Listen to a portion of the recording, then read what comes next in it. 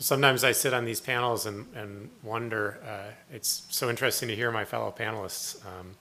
I'd love to try this addiction to SIPA at some point in the future, but I guess it's just starting tonight. So this is a gateway program. Absolutely. A gateway forum. So our big questions were kind of around this issue of is there an opportunity to kind of leapfrog technologies, particularly in the developing world, and then how might technology be adapted or applied in a local context, and then whether there's a tension between, I guess the question assumed there was a tension between sustainable and economic development, which Professor Lal just spoke about. My role is, I guess, to be a spokesperson for the private sector, which is kind of interesting because usually if I'm on a panel like this, I mean, I'm an entrepreneur, I work with early stage companies, and so usually there's someone from a really big company, but if they're there, they're being very quiet tonight. So I guess I'll just preface my remarks by saying when I talk about what I do, I am not a large company innovator, and that's important stuff too. And for sustainability to happen, those folks have to be at the table and they have to be incented properly. I guess I see the entrepreneurs more as the yapping dogs or the mammals around the stumbling dinosaurs as we close out this this era. I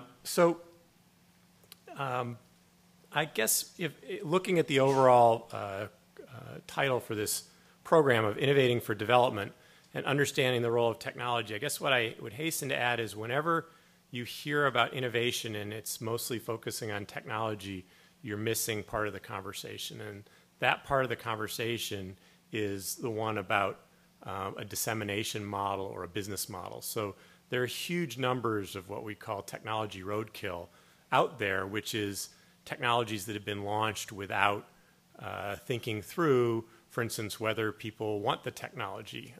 These are kind of technologies that are good for you, but you don't know it. And we see a lot of that in our work.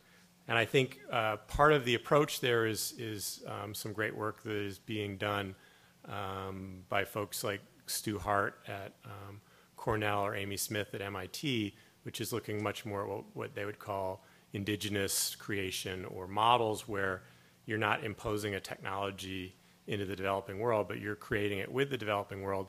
And this very robust conversation that can happen where there may be people who know more about kind of the technology paint box, but others that that are much more aware of the local context and needs. And so, and maybe a really interesting thing to think about, to put out there is we've seen recently with aid to Haiti, what's happened when free food comes in and displaces the agricultural system that was there. And yet, I think sometimes, again, with the best of intentions, people are eliminating the creative capacity building and design capacity of people if they're imposing technologies that were developed here. So to take an example, if you have tremendous nanotechnology and you've got a great application of carbon nanotubes for cleaning water, your tendency here is to go work on that invention and maybe do a TED Talk and all these wonderful things that get us a lot of. But first, it's very important to go and find, like, is clean water the thing? If those people had $10 each per month extra, would they spend it on clean water or would they spend it on education? So understanding kind of how they want to make choices, I think, is important, and it's incredibly hard. I don't pretend to be an expert. I tend to be someone who knows it's important and is trying to figure out how to do that.